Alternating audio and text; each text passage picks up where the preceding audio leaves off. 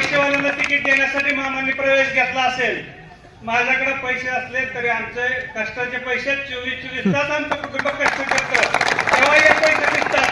आमचे पैसे वाममार्गाने आलेले नाहीत, हे कष्टाने कमवलेले आहेत आणि आज नाही पिढ्यानं पिढ्या आहेत. आणि हेच या निमित्तानं मला सांगायचं आहे की पैसेवाले आहेत म्हणून तिकीट आम्ही मागितलेलं नाही. आमच्या बरोबर आमचे जे सहकारी मित्र आहेत या सगळ्यांकडे इंदापूर शहराच्या विकासाची विजन आहे आणि ती विजन जेव्हा आम्ही दाखवतोय, बोलतोय, करतोय आणि हे लोकांमध्ये दिसतंय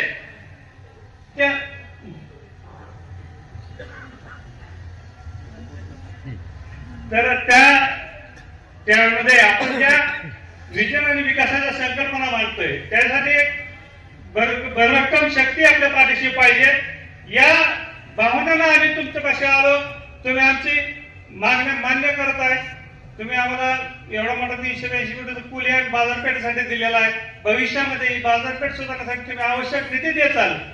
परंतु असं जर कोणी म्हणत असेल की तुम्ही काही स्वार्थासाठी प्रवेश केला, तुम्हाला कोणी पक्षांना काढून टाकलं, तुमचं काही नेत्यांशी पटत नाही, तुम्ही त्या नेत्यांना काय आरोप करता, तर ते सर्व साफ चुकीचं आहे. आमचं कुटुंब